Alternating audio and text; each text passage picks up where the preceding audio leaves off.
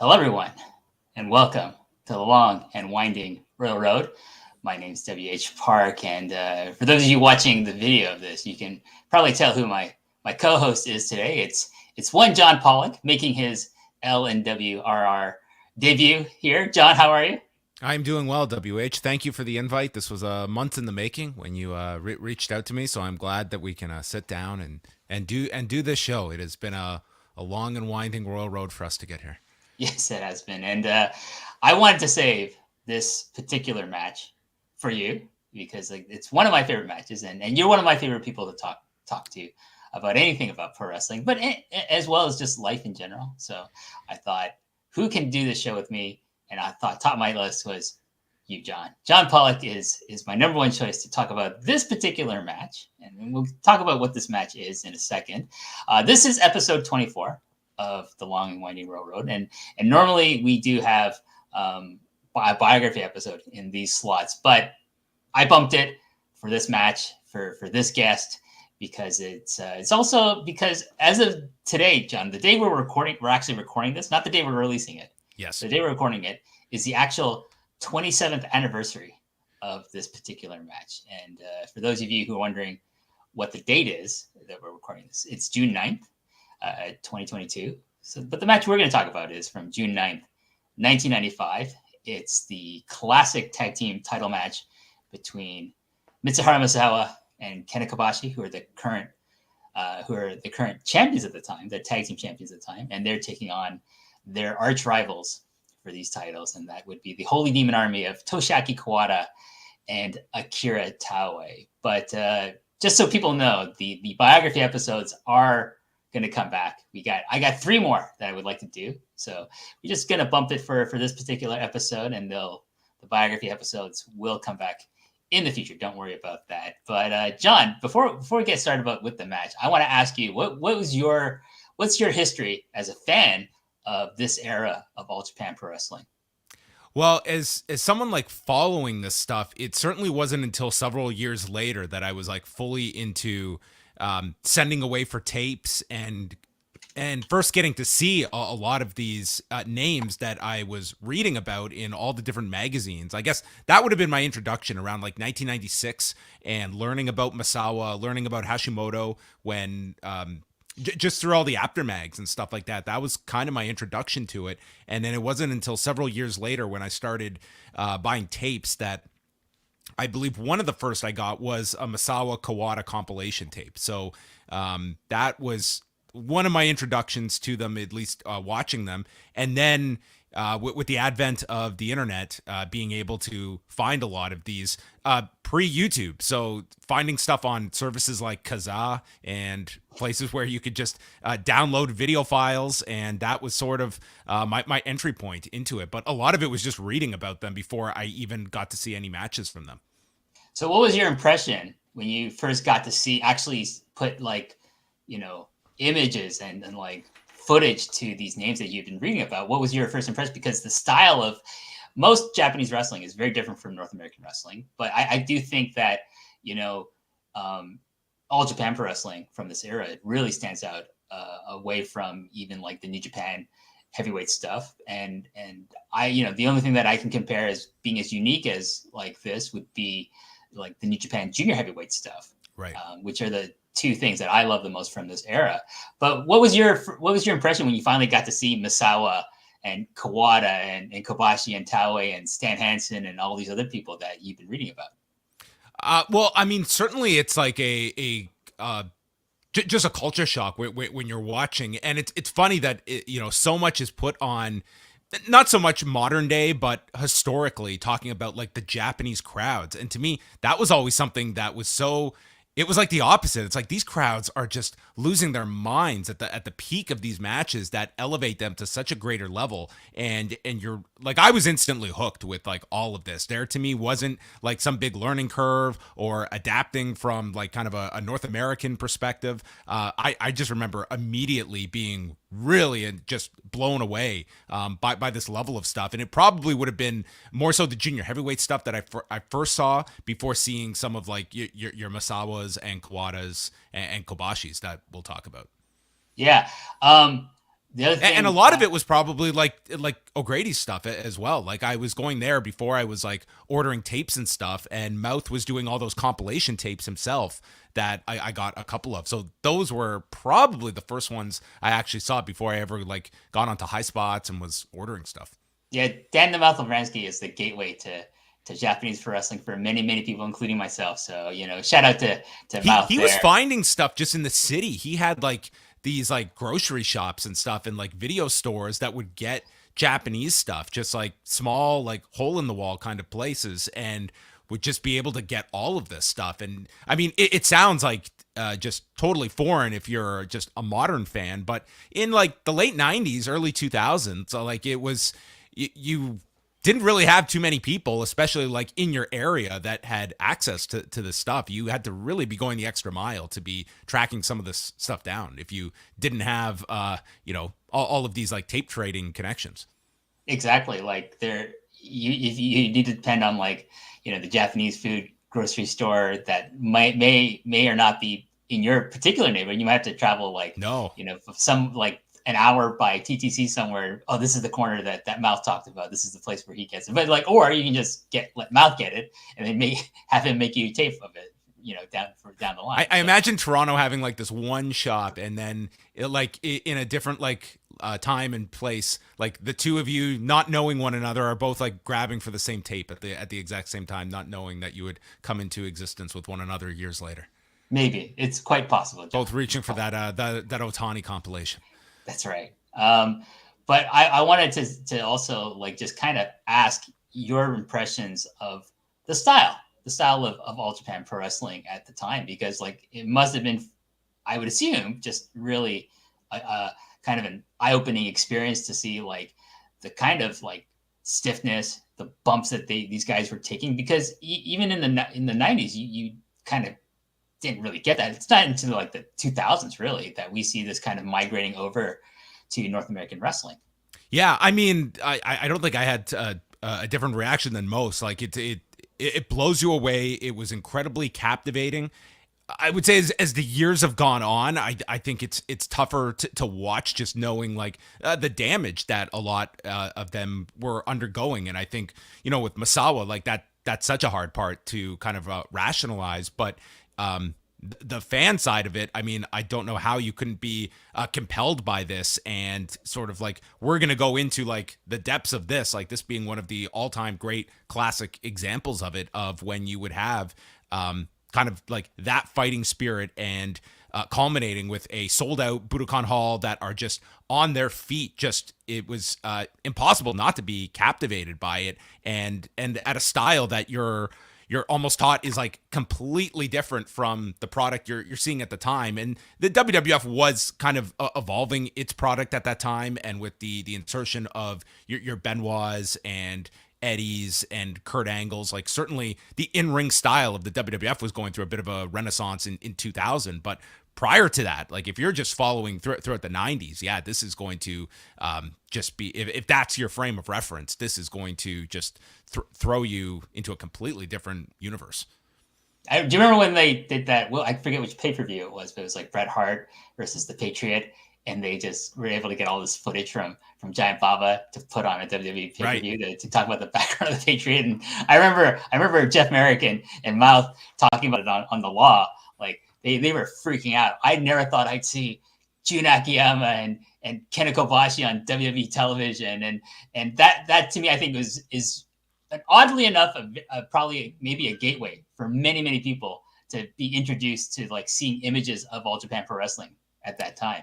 Yeah, I would say like a similar one was when they got like the King of the Deathmatch footage for Mick Foley, and like I had a friend who just saw it through that and sought out to find like the IWA King of the Deathmatch tape and track it down. So I think like there was a certain appeal to seeing different, like, remember, like if you are just watching through a WWF frame of mind, like it wasn't acknowledging any other wrestling is out there beyond WWF. So when something different would show up on their television, I think it did stick with you a bit more because of these closed borders WWF tended to have throughout most of its history.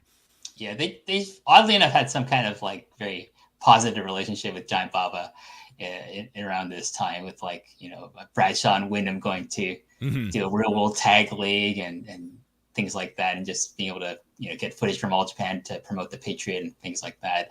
But let's talk about this match, John. It's very famously referred to by its date, 6/9/95, and if you say that to a wrestling fan who follows Japanese pro wrestling, they're gonna know, oh, it's Misawa Kobashi versus Kawada Taue for the All Japan World Tag Team titles at Budokan Hall.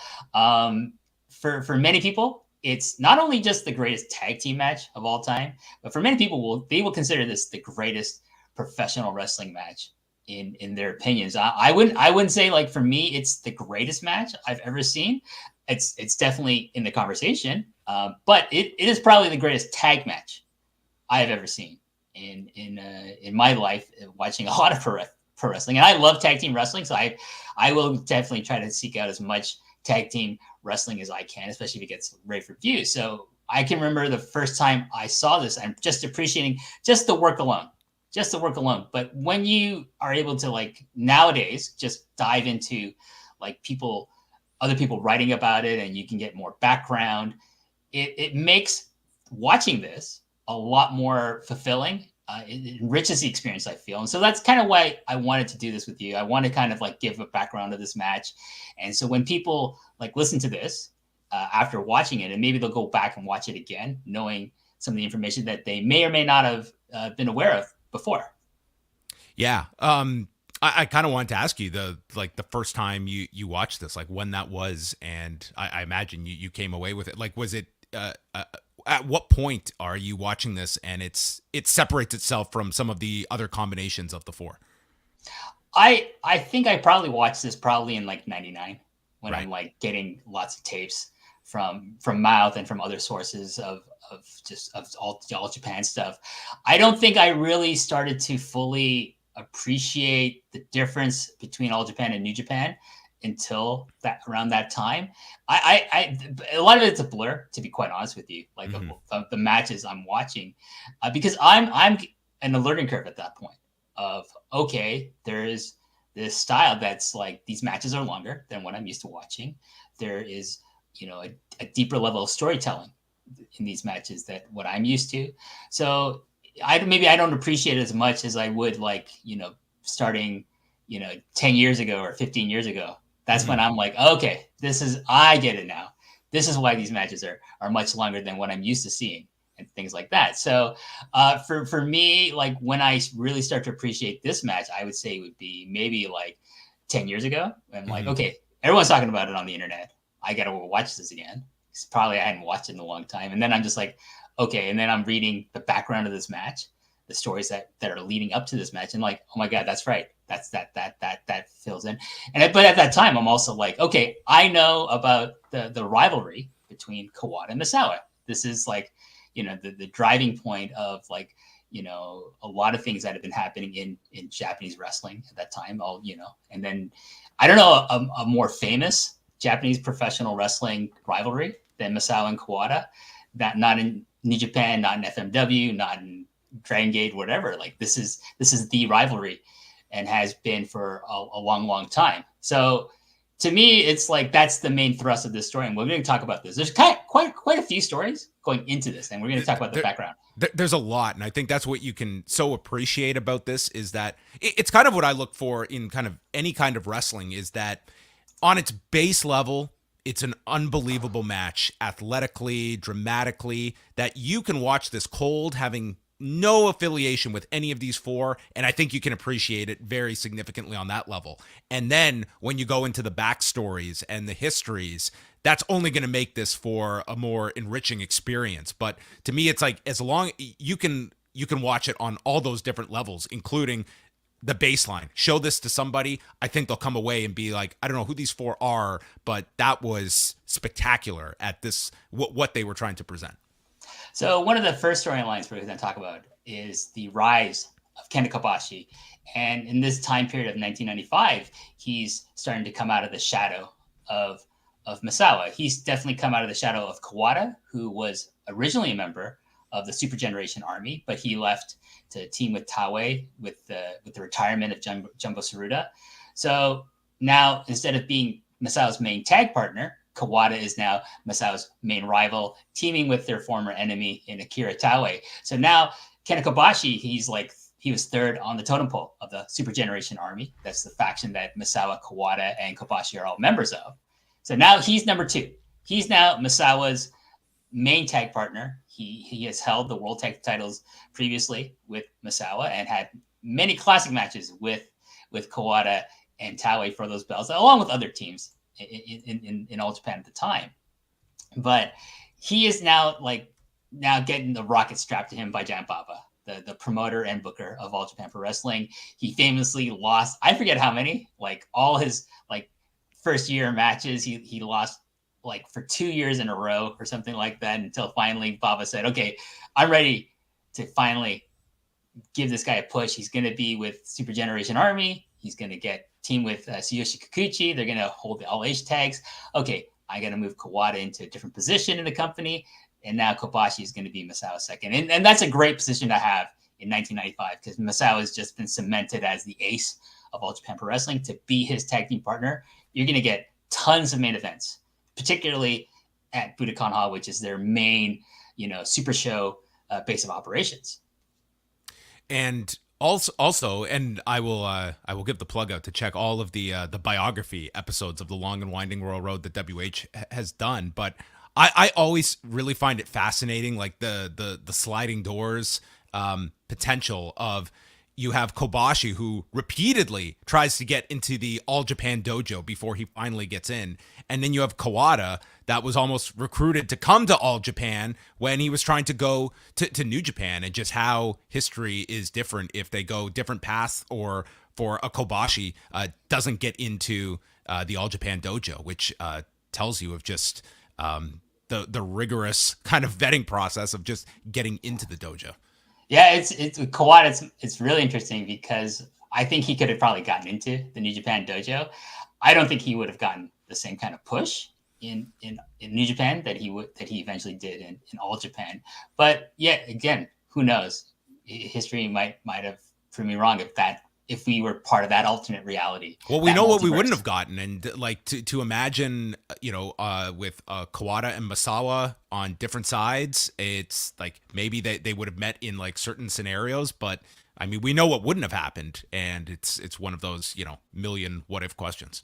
Definitely. So for Kobashi, his most significant kind of like singles match was a 60-minute draw he had with Kawada on January 19th of 1995. So about 4 or 5 months before this particular match has happened. So he's established that he's on a level with Kawada. He can't beat him, but Kawada couldn't beat him in the 60-minute match. The next story we have involves Dynamic T, Akira Taue, mainly a person that a lot of people think of as the less or the least of the four pillars. I don't agree with that. I think they all have their equal merits with one another. But 1995 was a really good year for Taue. I would say his biggest, yeah. Yeah, definitely. So he earlier in the year, he nearly beat Misawa in the finals of the Champions Carnival, and he did this mainly by targeting Misawa's left eye and damaging his orbital bone. And this plays it's an incredible match. It plays into this match, and we'll talk about that. But this is also something like, okay, not only are we going to talk the main storyline we're going to talk about in a second, but one of Akira Taue's goals is I want revenge for this Champions Carnival final. I was almost there. I could have beaten Misawa, so he wants revenge on Misawa. So this is this is something you have to keep in mind when you go into this match. And finally, and the most important story that we're going to go to is the story of Toshiaki Kawada wanting desperately to beat his former best friend, the guy who got him into All Japan Pro Wrestling, the guy he went to high school with. Yes. But now his bitter rival, and a bitter rival. I don't know when it went really south personally for these guys. I don't know if it was in 1995, but they become bitter rivals in real life backstage, because Misawa is the favored son of Giant Baba, because Giant Baba and his wife, Mrs. Baba, did not have their own children. So a lot of times they thought of the wrestlers as their children. And Baba particularly thought of Misawa as his his kind of like his substitute son, because Misawa didn't have a father figure because of like his own personal history with his abusive father. So there's those elements that go into there, and there's a lot of jealousy with Kawada towards Misawa because he's the ace, he's the one getting the push, and he has never beaten him in a tag match, in a singles match, or anything. So Kawada has never submitted or pinned Misawa ever in either of their careers. So that's something you have to keep in mind when you go into this match. He's come close, but he's never, ever beaten him. Yeah, and also like an added thing is that when they were Kawada's a year younger than Misawa, which like doesn't mean a whole lot in their careers, but that high school dynamic, it's like a year is a gigantic difference of Misawa being like the senior to Kawada as well. Yeah, so there's a whole system of senpai, the senior, and the kohai, the junior, and Kawada is Misawa's kohai and has been for the entire time that they were in All Japan, coming up to this point. He's the second in Super Generation Army. Misawa's the first. He's the guy that Jumbo Tsuruta would be beating in matches to like fuel the kind of like the program between him and Misawa, like between Jumbo and Misawa. So he's in that role, but now he's the rival, but he's still, Baba's clearly like, I'm not ready for Kawada to beat Misawa. And this is actually a storyline of like that kind of plagues him, like Kawada's career throughout the entire time Baba is still alive, because he never really gets that definitive singles win. If you listen to the Kawada biography episode, me and Dylan Fox, we go through like kind of like how we feel about Baba never really fully pulling the trigger with Kawada, like, but he does with Kobashi later on in the decade, but he never really fully does, because like a lot of the wins that Kawada gets over Misawa are kind of bullshit, and they're like, well, that's not really a definitive win. But not to I don't want to get too far from this particular match now, but this is like, that's something you have to keep in mind.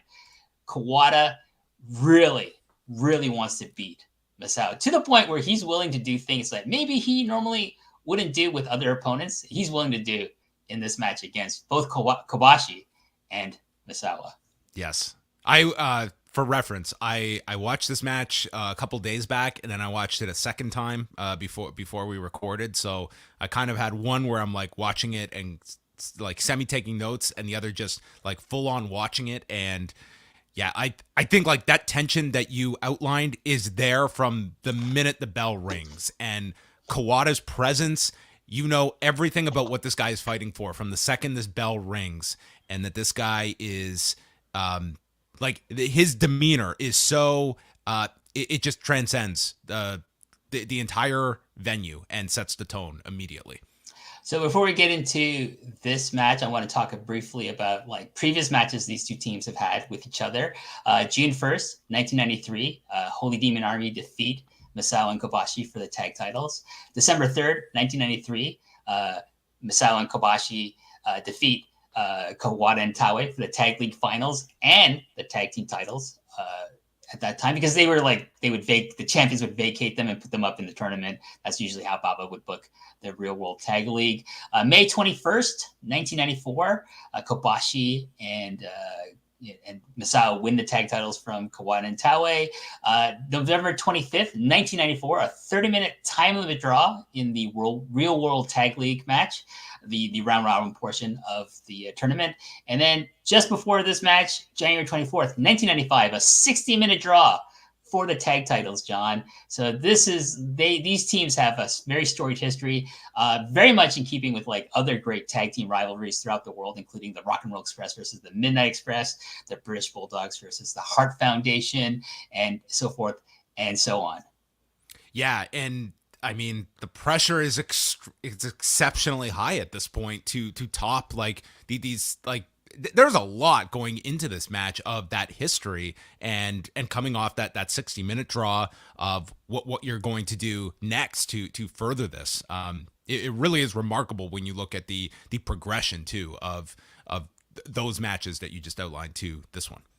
And also something we have to keep in mind is that as of 6/9/95, Misawa is not only the tag team champions with Kenta Kobashi, he is also the current reigning and defending Triple Crown heavyweight champion. So there's a lot of pressure. There's a lot of benefits. If you pin the champion in a tag match, you usually automatically get a title shot. So there's that kind of added incentive to not necessarily beat Kobashi in this match, but to beat Misawa in the match. So keep that in mind as we talk about this, and as you watch this, if you go back. Okay, by the way, this would be a great point to just stop, go back and watch the match, and then come back as we review it. So because from now, from this point on, John, we'll give you 45 minutes. From this point on, there are spoilers, and don't complain to either John or me about. There's no such thing as a 27-year-old spoiler. Okay, you've had your time. John, there are people out there who are gonna just say, "Oh, I didn't know that was gonna. That was the cut." Anyways. So we start the match. We start the video. Holy Demon Army come out first to the strains of Kawada's theme song, Holy War, Volume 2. This is the version 2 of this. My favorite volume. Taue is wearing a very cool red ring jacket, and Kawada is wearing his own t-shirt. You got to respect the hustle of this, man. It's like, you know what? This is going to be an important match for me. I'm not wearing my ring jacket, my yellow ring jacket, or my black jacket with the yellow trim. I'm going to wear my cartoony Kawada t-shirt, Dangerous K. I'm surprised after the match, John, he didn't tell people, go to the merch stand. They're still not available. The Polaroid stand in 1995. That's right. But it is really cool, like when you have like the four of them all in the ring, and just how distinct like the outfits are, the colors, and just seeing them all together.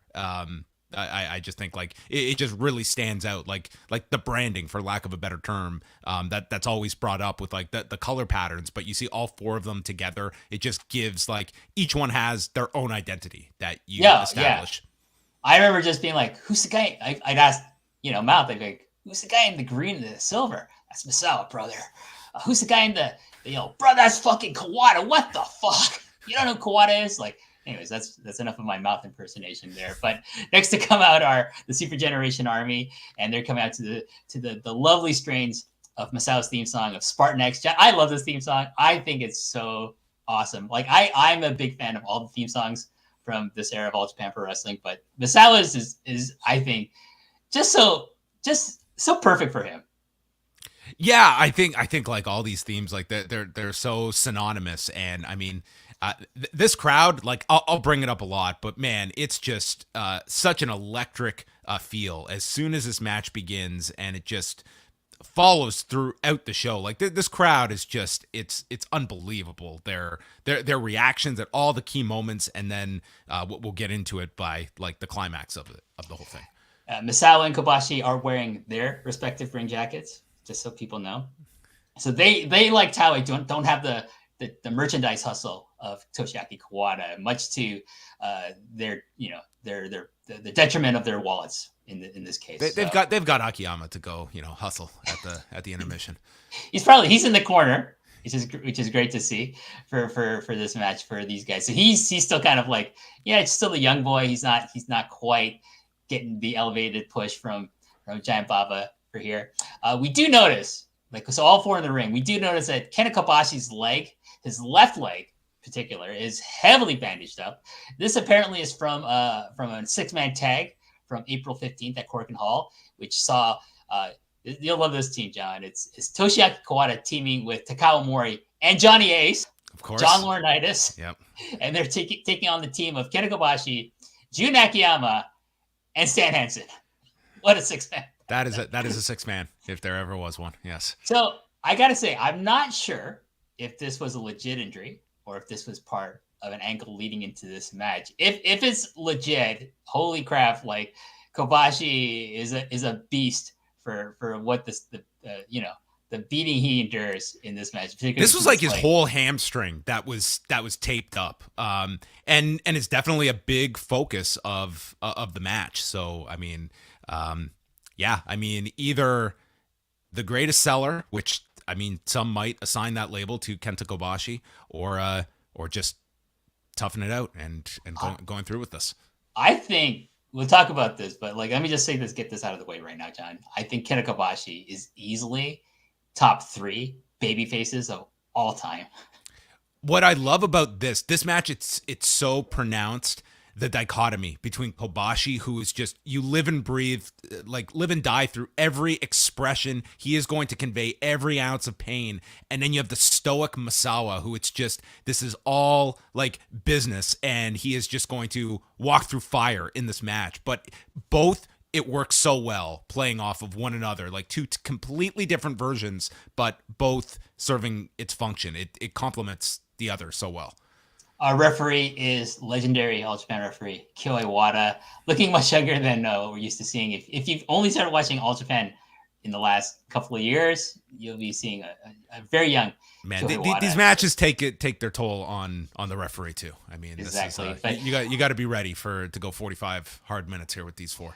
I want to say this about Kawada, like what makes him a great referee, in my opinion, is like I don't notice him. I never noticed him in this match until it's necessary to notice him, and that's usually when he's counting it, because he's a great like pinfall counter. He jumps down, he pronounces all of his counts. There's a nice steady pace to his count. He's one of my favorites of all time. Not a huge fan of him these days, but at this point, I think he's the best ref in the entire business of professional wrestling. But getting to this match, so we have Taue and Kobashi starting for their respective teams. There's a bit of a back and forth offense and defense from both men early in this match. Kobashi does a couple of arm twists, and Taue immediately kicks at the bandaged left leg to get him to release this hold. Yes, this is immediately establishing the injury to Kobashi, and then you can get to it here. When Kawada enters, this is when the match immediately goes to another level. But what's interesting about this is that, he does this. This is kind of a show of bad sportsmanship on Taue's part. And this crowd lets him know it, because it establishes it right away. Like, they are not going to give an inch here on Kobashi, and their argument would be that, listen, you have walked in with a target, and we are going for these championships, and you have given us an opening that we are going to gladly take. It is basically painting a big, bullseye on your body part if you come into a match. As Jesse Ventura would say, that's a target. You gotta exploit it as much as you can. It's the old like MMA trick. Is like, if you have a bad knee, you tape up both knees. So your opponent 50-50 shot, you're going to go after the right one. If only Kobashi was watching MMA at this time. Come on, man. Psychology. So Kawada does tag in, and they trade chops with one another, him and Kobashi, until Kobashi is able to reverse an Irish whip, which allows Kawada to cheap shot Misawa, who's on the apron, and knock him off with a kick to his face. And again, Kobashi is great. He's just like, what the fuck did you just do? He is aghast. He is like, you piece of shit. It is awesome. Like, this match, you're all in within minutes of this match. Kawada is in. He's not fucking around. And he just does this ultimate act of disrespect, booting his former mentor right off the apron. And it sets the whole tone for this match. You understand exactly what this guy is fighting for. And you have a line. And you are picking your side right now of whether you condone this or it's just completely reprehensible. I thought this was an amazing start. And I would say 90% of Budokan Hall is equally aghast, and they verbally let Kawada know about it. But there are people who are like clapping for this, because they love them some Dangerous K, and they want Dangerous K to win. They want Kawada to beat Misawa. There's quite a lot of a large percentage of the fan base who want to see like Kawada ascend to the same level as Misawa. So Misawa recovers. He gets back on the apron. He tells Kobashi, "Tag me in. I want to get in. I'm gonna beat this motherfucker now." So he comes in. They lock up, and they transition into one of their signature strike exchanges, with Misawa relying heavily on his elbow strikes, and Kawada going for chops and kicks to the face. In a mirror of what he did earlier, I love this part, John. This is the best. Kawada cheap shots Kobashi off the apron with a kick, and it's awesome. It's awesome. It's like, if you were like the ultimate Kawada apologist, maybe you're saying, man, he wants this win over Misawa, but deep down he's got to have a conscience about what he's done. This is him just doubling down. He's like, no, I hate these people, and he just goes for it again and does it to Kobashi as well. Dude, Kawada is the best prick in this match, and to He is so me, great. it's listen. You can pick your favorite person of this match. Everyone has their different moments, but God, I thought Kawada was just in these opening minutes in terms of establishing the tone of the match. This was pitch perfect. Kobashi rolls in all pissed off, and Taue jumps in to probably back up to his partner, like a great friend and partner should do. The tension between these four is ratcheting up minute by minute of this match, John. And we're not even like we're not even at like the 10-minute mark. Not even at this point. Taue tags in, and Misawa knocks him down with an elbow. Kobashi comes in and continues the advantage for his team with a flying shoulder tackle and a rear face lock on Taue. Kobashi continues the attack on Taue with more chops and hits his own high kick to the face. Misawa and Kobashi take turns tagging in and getting the heat on Taue, so they're in control. Super Generation Army are getting their heat segment on Kira Taue here. Misawa sends Taue to the floor and goes for his elbow suicida, which sends Taue scrambling out of the way. But it's all a ruse, John, as Misawa floats backwards back into the ring, and Kobashi is waiting to knock down Taue, who's on the floor, with a flying shoulder tackle from the apron. Kawada, because Misawa's rolling back into the ring, he does another back roll. Kawada sees this. He gets into the ring. I'm going to fucking cheap shot this guy right behind him. But no, Misawa anticipates this and levels Toshiaki Kawada with an elbow to his face. This is a great sequence. I love it. It was a great portion. Have you gotten up to the did you skim past the Boston Crab spot yet, or is that still to come? I don't think I've gotten to that. Okay, then let's then I will sit back. I just didn't know if I miss it, we can always go back. Well, whatever. Just you keep going. I'll bring it up at some point if you don't. So from this point, Kobashi holds up Taue on the floor, and Misawa does indeed go for the elbow suicida and hits it this time. I love this. It's like, to me, it's beautiful to see Misawa do the elbow suicida, and to me, it's like you don't really expect it from a guy of his size. So like anytime he executes it, and there are times where he just will send somebody over the guardrail into the third row, and that's wonderful to see. But this is just great. He just hits Taue with this, and I feel like Misawa is trying to get like a lot of his big moves out of those way because it's not his story. Like, at least not for his team. Right. For his team, it's Kobashi's story. And I think it's clear that he knows this, and he knows that this is actually Kawada's story, this match. Yeah, but I mean, especially if you were like, a lot of the most recent stuff with Misawa that I was watching was like towards the latter stages. And when we go back to 95 and you're watching him, he's 32 at this time, and just the smoothness, the spin kicks that he's just throwing, and like the athleticism of Misawa, like you see that like diminish in the years to come. But seeing him here in 1995, I mean, he's just it's like it's his peak form at this point. And think about like who's active in wrestling throughout the world at this time: Liger, Misawa, Bret Hart, Shawn Michaels, and like people who discover like All Japan maybe at this time, they must be like, holy, who is this guy? Like, to me, he's like an equivalent of, like, in Japan, he's like the equivalent of Bret Hart. What Bret Hart was to American wrestling, I think Misawa was to Japanese wrestling. And you can make a lot of similarities to these two. It's unfortunate that the only singles match they've ever had against each other is so boring. It's the one everyone brings up because when you first hear, oh my God, they had a match when he was Tiger Mask too, and you watch the match and it just seems like it's these two styles that it just, for that night, the one example we have, it didn't gel when you hear those two names having whatever it was, a 20-minute match. Yeah. So back to this match, Super Generation throw Taue back in the ring, and they do a double suplex to him. Kobashi is now legal and goes for a top rope tackle, but Taue steps out of the way, uses Kobashi's own momentum against him to drive him into the mat. And this is where it turns up, John. Kawada tags in, and now he's starting to kick away at Kobashi's. Oh my God, these kicks.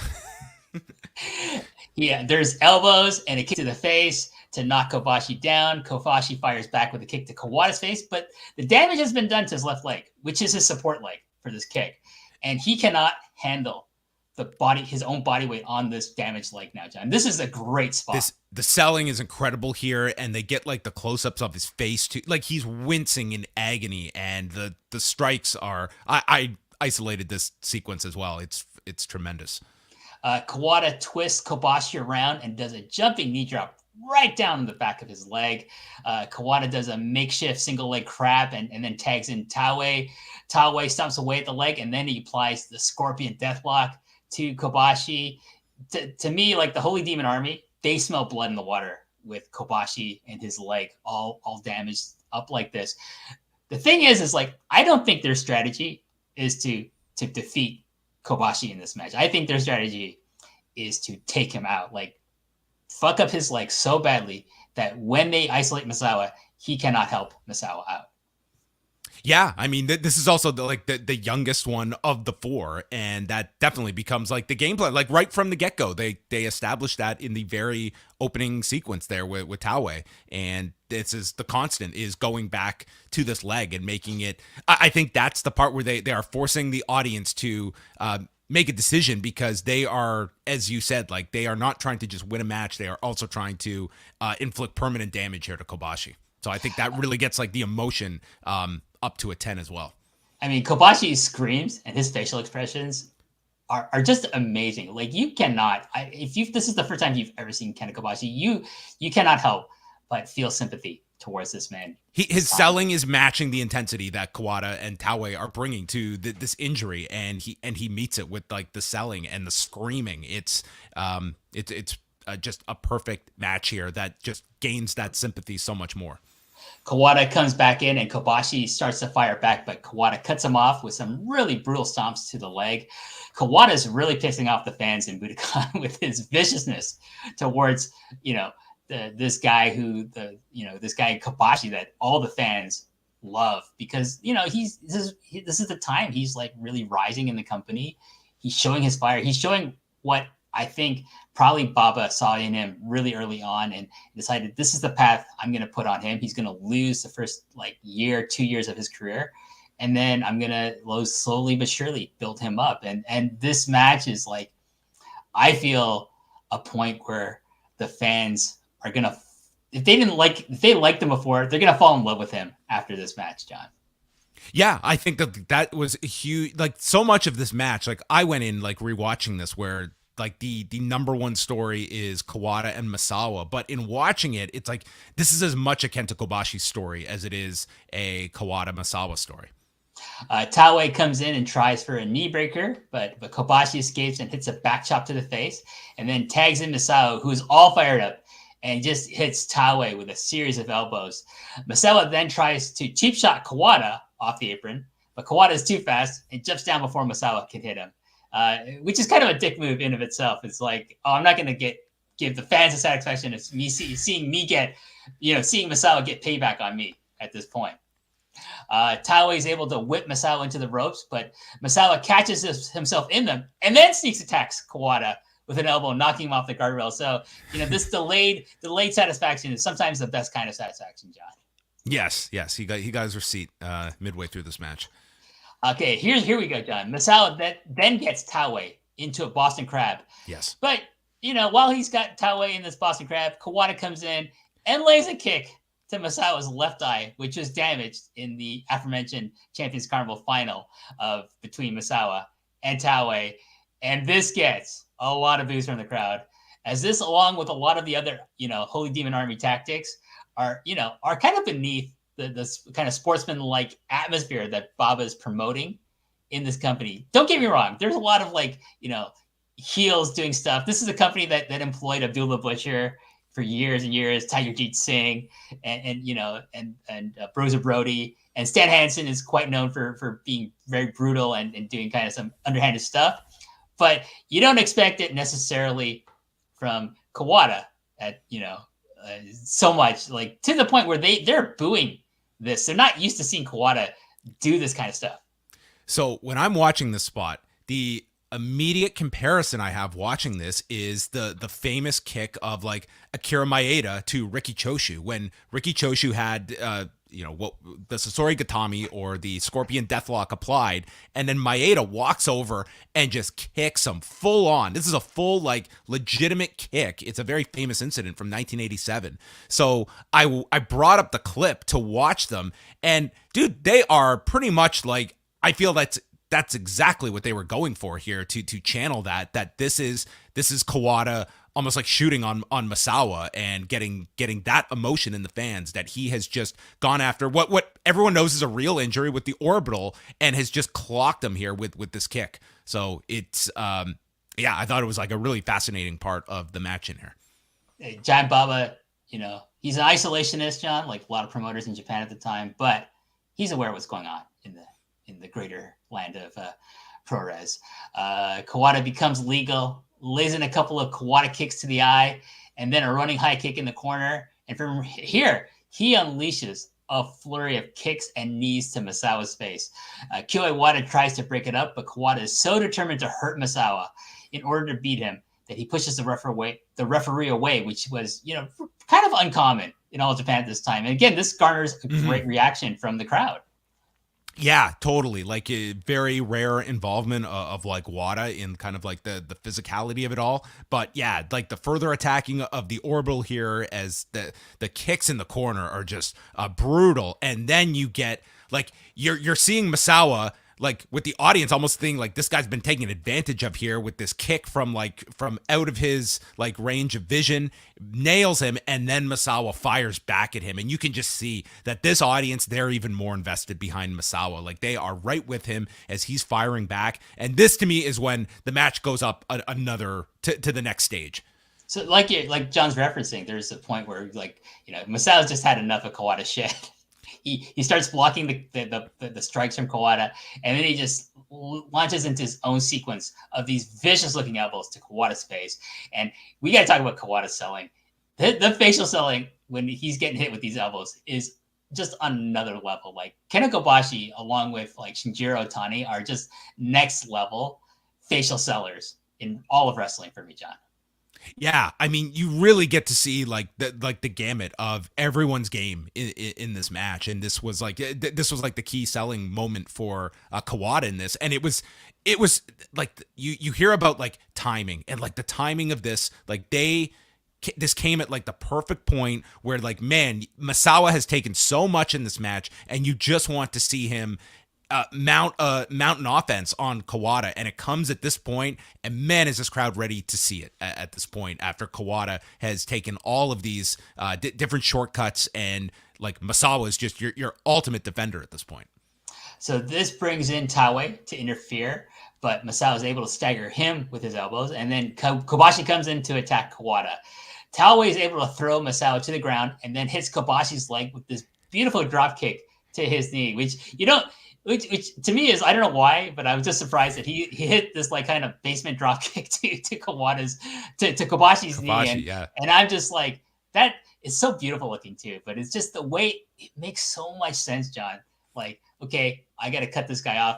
I'm gonna go for the leg. I'm gonna do a drop kick too. But then he follows it with one of my favorite spots of the match, where he drops Misawa onto Kobashi's leg. I thought this was just the best. It was my Taue highlight of the match, where just the insult to injury of dropping Misawa onto his partner's injured leg. I thought this was just tremendous. So we're gonna get to that. So sorry, not at all. It's like, it's such a great spot. But now Kobashi's leg is fucked, and so is Misawa's left eye. But despite the series of Kawada kicks to his face, Misawa rises and throws his elbows at Kawada. Taue steps in to save Kawada like a good partner would. Kobashi chops Taue, but Taue knocks Kobashi down with a kick to his bad leg. He follows up with a vicious stomp to the leg. Misawa comes to Kobashi's aid with elbows to Taue, but Taue grabs his by the throat and essentially choke slams him to Kobashi's left leg. Holy shit, that was amazing. So I think this is one of like, out of a series of amazing spots and things that get highlighted in YouTube videos or in GIFs on Twitter, John, this is probably one of the most popular ones that people like to isolate as like a great moment in this match. It's a spot that I'm amazed has not been stolen, just at like with no regard, that like there hasn't been more like copying of this spot in like tag matches or anything. I thought it was such a tremendous spot, and I'm surprised it's not a more well-known like spot that is remembered from such a classic match, because I just thought like it's Taue's big moment of this match. Like this match is, it kind of does feed into a lot of people's like narrative where it's really about the other three, but like Taue is like a big part of the glue of this whole thing, and this to me was like his shining spot in the middle of this. I mean, I would say probably yes, but I think we'll get to them, but I think he has like quite a few other spots in this match that like showcase like what an amazing worker he is, and just like the way. Oh yeah. I'm overlooking something like for sure. So this crowd, John, this crowd is going nuts now. They are like they are just creating so much heat and noise out of excitement for what they're seeing in this. We're roughly like a half hour into this at this point, and this crowd is like they have them from the beginning, but you're just seeing like the escalation and where it's peaking, and you're getting some of these like firing up spots from Kobashi and Misawa that this audience is just losing their minds over. Kobashi is writhing in pain from all of Misawa's body weight crashing down on his leg, and this prompts Kawada to climb to the second rope, and he jumps off and once again drives his knees straight onto Kobashi's bad leg. You know, the strategy of Holy Demon Army and the psychology are off the charts in this match. And we're not even getting to the crescendo, John. This is not even the crescendo of the match. Yeah, just the roar that Kobashi makes at this point after going down. It's just the facial expressions are just next level here of just that.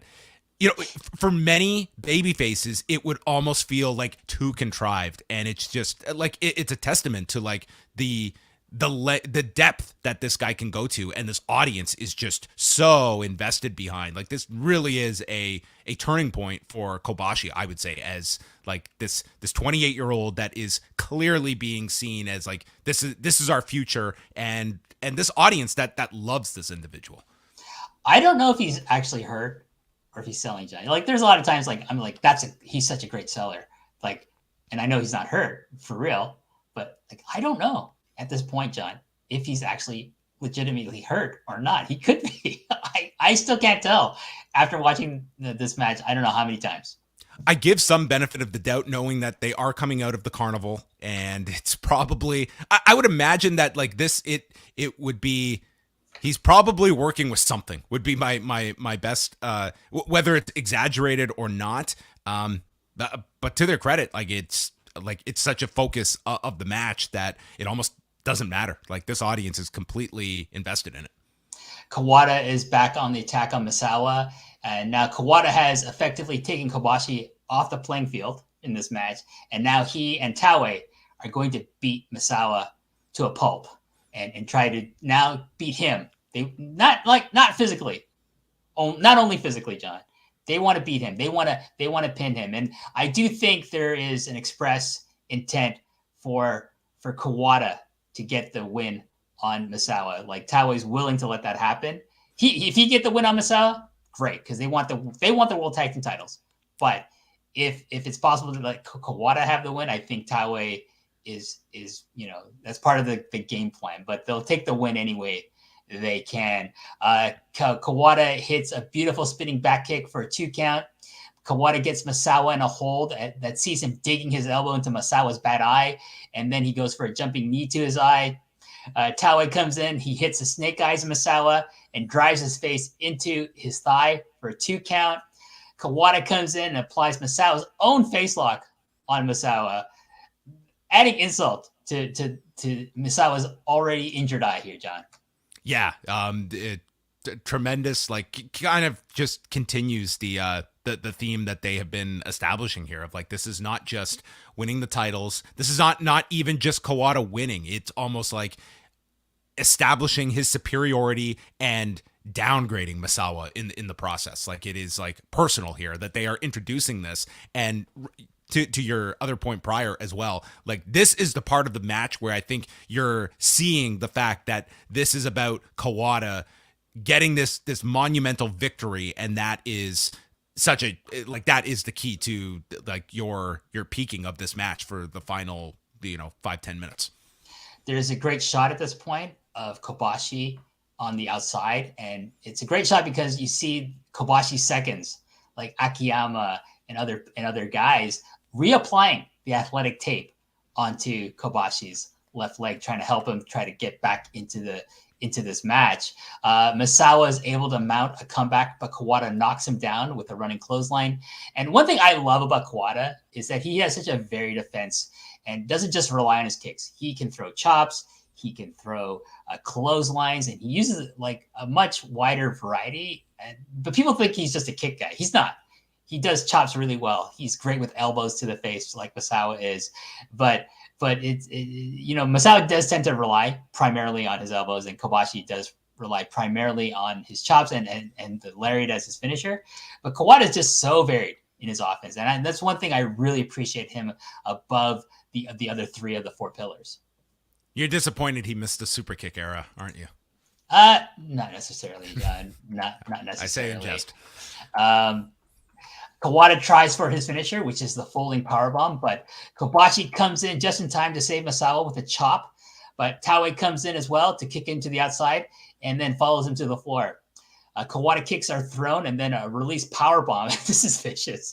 I think he's going for the folding. No, he just throws it. He tosses Misawa. Just drops him like all his weight coming down on this powerbomb. It's just yeah, like this is like just getting into like some of the power spots of the match that you're seeing and just trying to break these two on top of it. But Kobashi returning from the floor, like you're just seeing like the heart being demonstrated here, and he's a big part of like this finale, as he would get reintroduced in the match after being down on the floor for some time.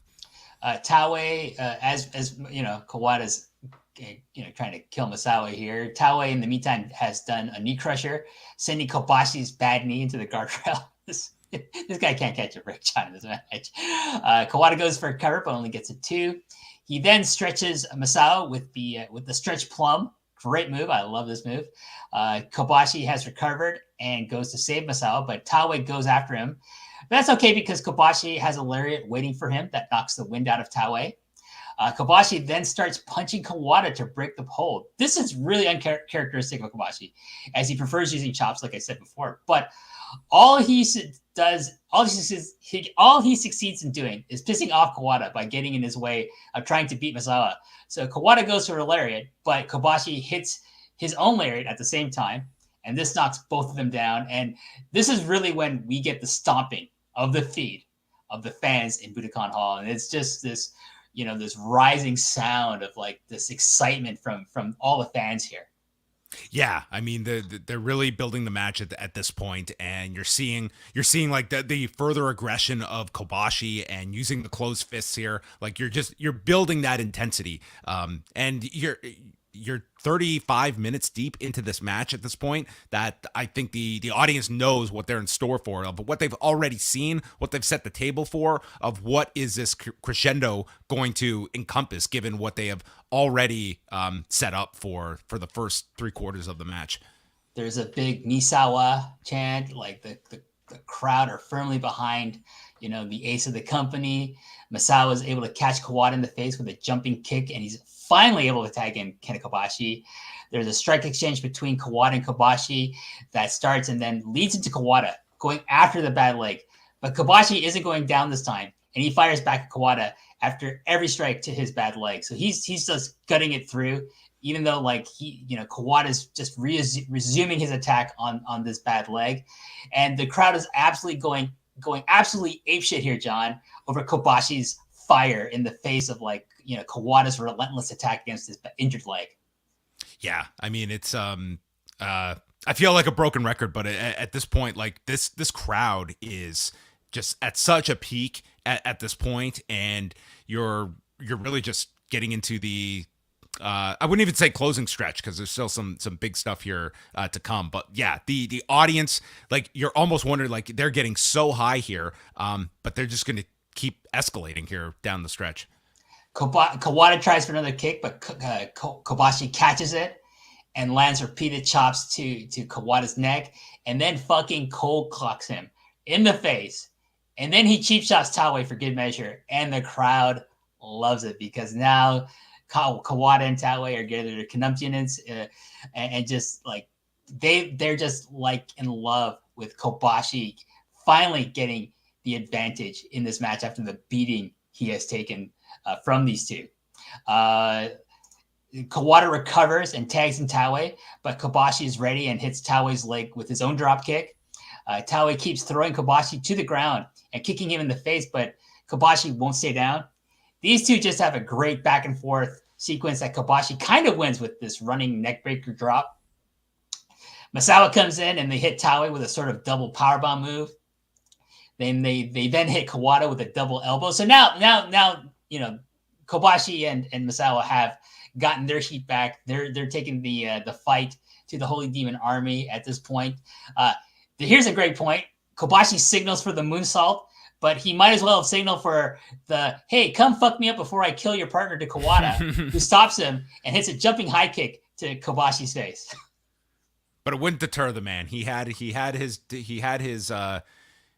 move earmarked, and he was not going to be denied. No, we will get to that point. Kobashi tags in Misawa, who goes to town on Taue's face with elbow smashes, and then follows up with a flying clothesline. Misawa presses his advantage with a rolling elbow on Taue, and then on Kawada, and as he tries to run in. Tiger Driver on Taue for a close 2 count.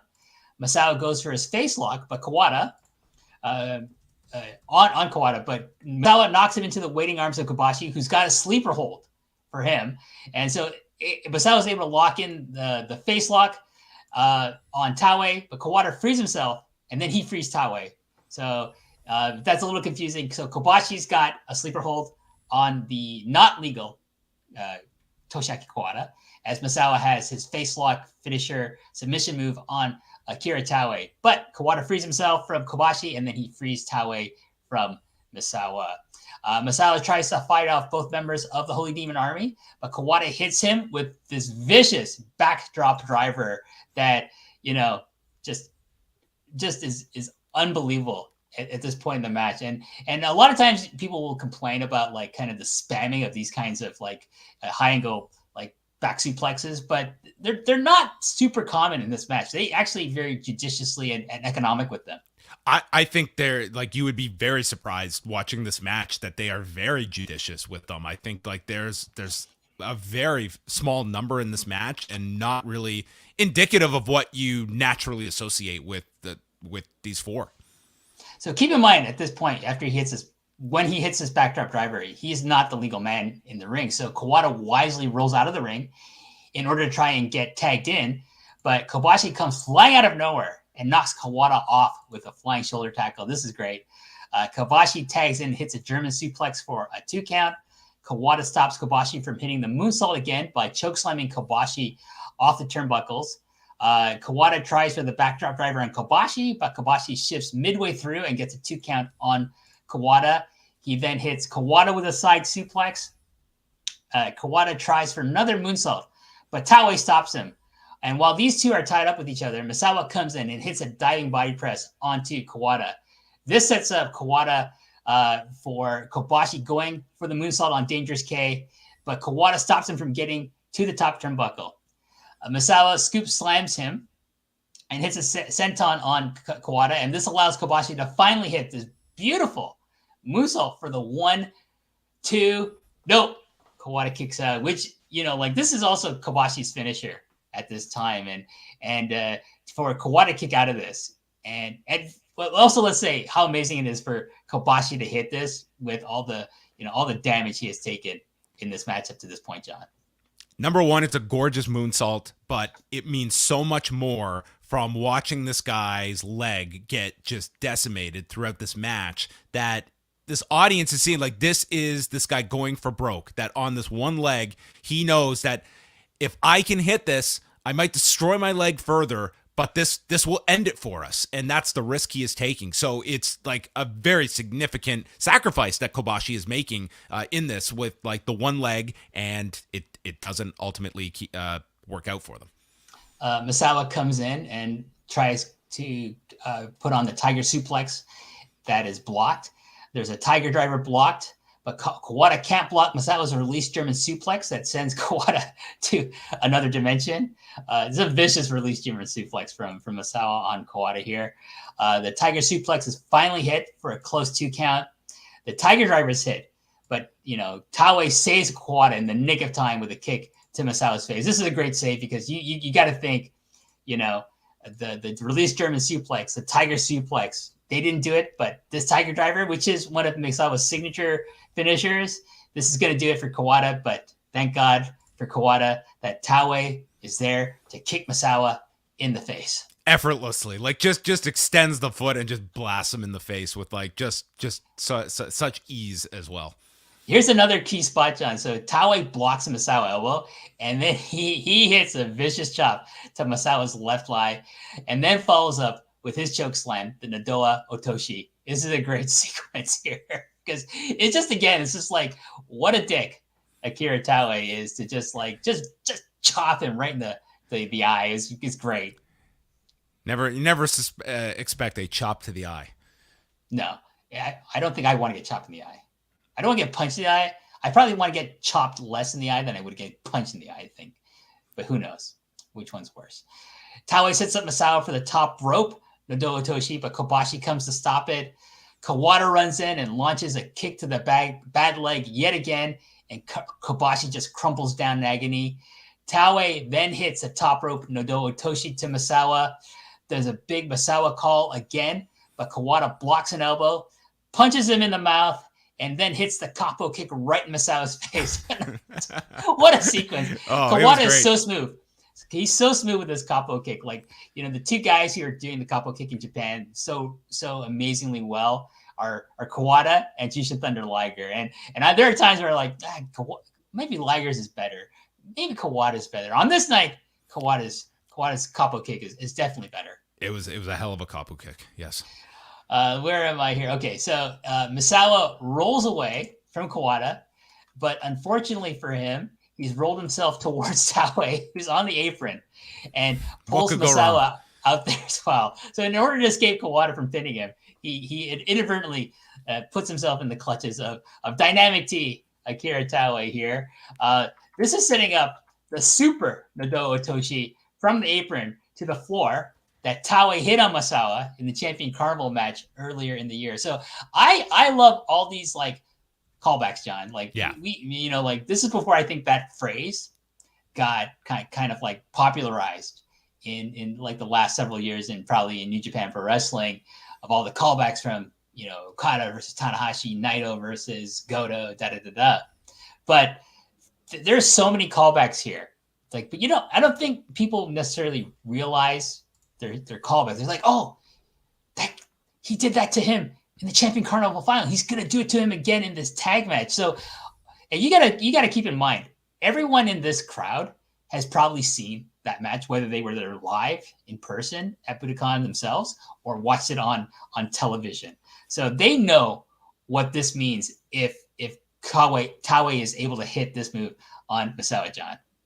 Yeah, for sure. I mean, it's the whole thing with the eye is like this audience is invested in that, knowing the history of it and what you're following up on here. And I'm always curious, not speaking the language, how much the commentators are paying attention to that stuff and tying it together for the viewer, or if it's just left for you to put those pieces together. So from when with my limited Japanese, I'm able to pick up things here and there. They are always constantly referencing past matches, whether it's against these four against each other, or something that might have happened on the tour before against Steve Williams did something to Taue, or Steve Williams or Stan Hansen did something to Kobashi earlier on the tour. They bring these things. These are tied in to the story that is being presented to the television audience, who which is very important for All Japan and New Japan at this time. It's not only do you have to tell a story to the crowd, and it's a box office business in Japan and at this point, but it's also we want to get more people to come in here, watch this stuff. So we got to present a great television product. And that's really dependent on the kind of the story that the commentators are giving you. And yeah, they are referencing things that happened between Taue and Misawa in the Champions Carnival final. So this is just really great work from them. And like I'm definitely not fluent in Japanese. Maybe we'll get I get Karen Pearson to watch this match and ask her, did they mention that? But I'm pretty sure they do. Kobashi tries to stop Taue from hitting this deadly move to Misawa, but Kawada kicks his leg from underneath him. Excuse me. Misawa struggled against Taue on the apron. Excuse me. But Kawada comes in from behind and hits Misawa in the back of the head with a lariat, and then Taue hits the chokeslam from the apron to the floor, driving Misawa like, I don't know, 10, 12, 15 feet in the air or something. What do you think, John? On this one, I would say like this, I thought they maximized this spot because this looked like a relatively like safe chokeslam to take. Like he got him up and just dropped him on like the padding on the floor. To me, it was like of the drops that I've seen Misawa take in his career, this one was like maximum drama, minimum impact. Sure. We're talking relatively, right? Like comparatively to like a lot of the bumps Misawa has taken over the years. Sure. I mean, I think, there is a point in reality that Taue doesn't want to actually hurt Misawa too badly. Like he wants to try to protect him, but it's a great looking move. And, who else knows this is like a great looking move, John? Kenta Kobashi, because he knows Misawa is completely fucked at this point.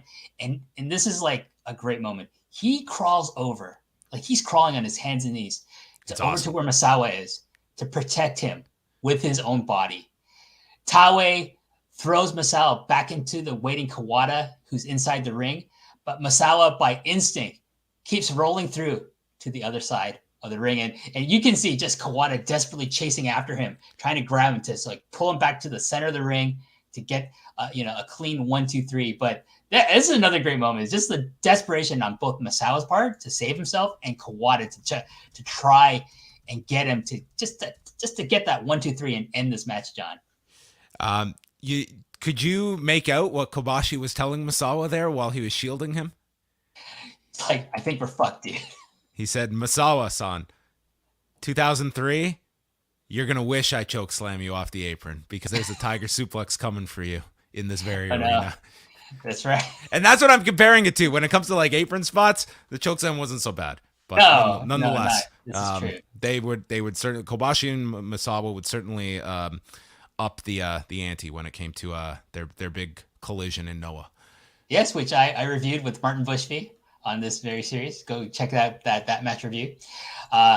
Kawada trying to stop Misawa from escaping him is with no luck is amazing. Kawada does roll him back into the ring and immediately goes for a cover, getting a 2 count here. There is a folding powerbomb attempt, but Kobashi grabs Misawa's leg to stop him from going up. Taue has had enough of Kobashi's meddling bullshit and hits a Nodoa Toshi, while at the same time, Kawada hits an incredible folding powerbomb for a 2 count that Misawa kicks out of. And this is just the timing, incredible, especially considering Kawada and Taue are probably both a little fucked themselves in this match. Yeah, I mean, everyone at this point, it's sort of like you're upping the big dangerous spots of the match as these four. Like this match is pretty much a war of attrition at this point of who is going to still be standing at the end of this. And you have Kobashi and Misawa that are holding on by a thread from all the damage to Kobashi's leg. And now Misawa has just taken the Nodoa off the apron as well. And you're just watching Misawa. And I think this audience is starting to believe, could this be the night that Kawada beats Misawa? Because you have done such a convincing job of this guy being right at the brink of defeat at this point. There is a second attempt at the folding powerbomb, but Misawa powers out of it. But Kawada starts stomping on Misawa. And in probably the greatest act of self-sacrifice in wrestling to ever take place, John, Kobashi once again crawls over to Misawa's prone body, to protect his friend and partner by taking the blows meant for Misawa. And this is probably the other famous spot in the match that gets like gift and memed a lot and just referenced to no end when people talk about this match. And the way that they take their attention away from Misawa, like go back and watch this, and suddenly they grab Kobashi, each grabs him by the arms. It's like they're pulling him away, and then they lift and drop him. And it's like it's like they're just out here to destroy. It's this unbelievable moment where here is Kobashi just trying to save Misawa and shield him, and they just rip him off. It's great. The struggle from Kobashi to just get back on top of Misawa is so amazing. But Kawada and Taue, they're like, okay, fuck this guy, and they basically erase him out of existence with the choke slam, backdrop driver combination. That is, oh my god. Come on, Kobashi's like, you know what, Misawa, I tried, I'm done. Misawa, however, is able to rally against Taue, hitting a rolling elbow on him, but Kawada comes in with a running jumping kick, the Gamengiri, to his fucking face, and then he goes for the pin, but he only gets a 2 count, John. It's unbelievable. Yeah, this is like right to the eye. He's like tying it all back together. Like that is, and Misawa is just like, can barely get to his knees to get up.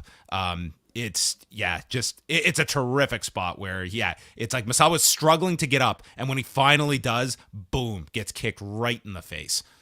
There's a desperation elbow from Misawa, but to no avail as Kawada hits the backdrop driver. 1, 2, kick out. Another Gamengiri, and now to the folding powerbomb that drives Misawa into the mat with Kawada on top of him for the 1, 2, and 3. And John, in 42 minutes and 37 seconds, Toshiaki Kawada, Akira Taue have once again become the All Japan Pro Wrestling World Tag Team Champions. But more importantly, Toshiaki Kawada has finally pinned Misawa in a match. Oh my God. And I have to say, John, I did not feel that this was like an over 30-minute match. No, I think you lose track of time. You're totally engulfed in it. If you want to watch this finish, you can watch it for the pinfall, but go back and watch it because it really hit me on the second viewing.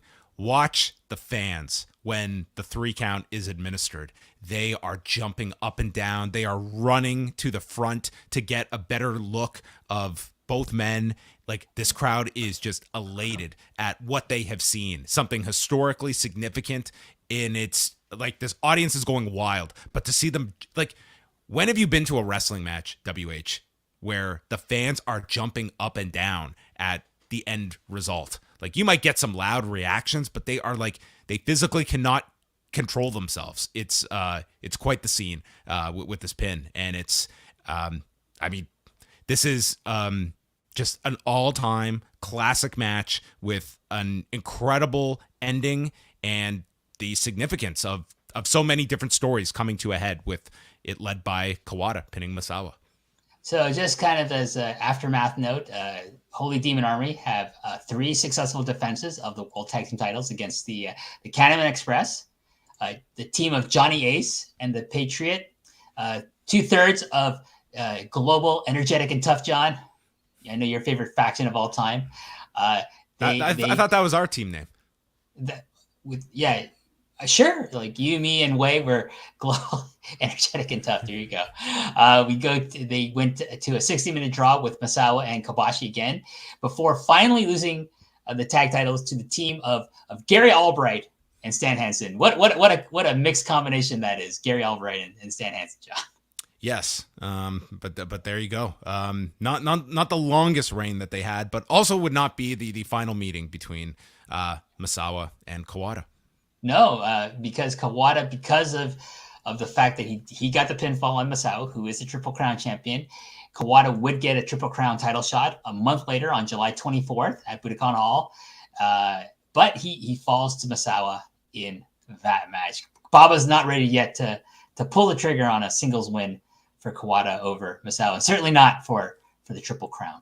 Right. And what you alluded, what WH mentioned earlier about like not really going all the way with Kawada. Like Kawada wins the Carnival in 97 and beats Misawa, but that comes after Misawa goes to a 30-minute draw with Kobashi and then has to do the match with Kawada right after. So it's like a sub 7-minute match. But yes, they would have many more meetings in the future, ending with the Tokyo Dome show in Noah.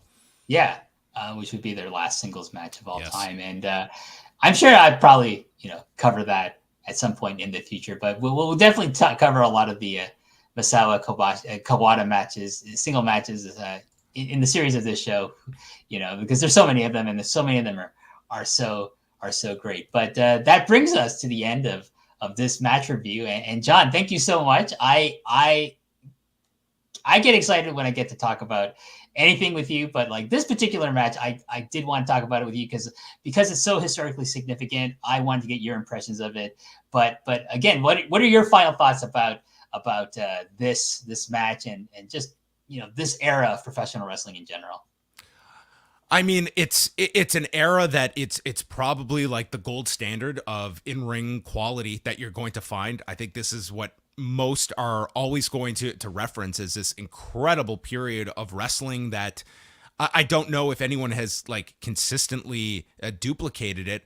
I also like I also go back and watch it, and I'm sometimes torn when I'm watching Misawa matches just because of the nature of how he died, and that like this style did take a significant, the ultimate toll for one of its performers. And I mean, it was very much an exchange of your body for the enjoyment that they provided that lives on, and you have all of these tapes and matches to go back and relive.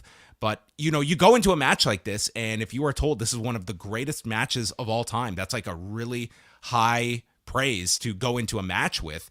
And I think this is one that will not disappoint you if you are going in cold, not having seen it before, and getting that kind of a recommendation to it. Like, this is just superb storytelling. It's these four that are so synonymous with this period at their very best. I think like this would be an excellent representation of these four in their primes, just having an all-time classic. Well, I don't think I can add anything more to that. So, anyways, yeah, thank you to all the fans and listeners for supporting this show, for getting the T-shirt. We did really successful for the revised T-shirt, John. We donated a significant amount of money to Japanese Red Cross as well as Doctors Without Borders to help with relief efforts in the Ukraine. So I just want to thank you and Wei for really putting that effort through for that. For that T-shirt initiative that we had back in March, I believe, and just like hope, like I'm just really proud to be part of things like that here at Post Wrestling, John.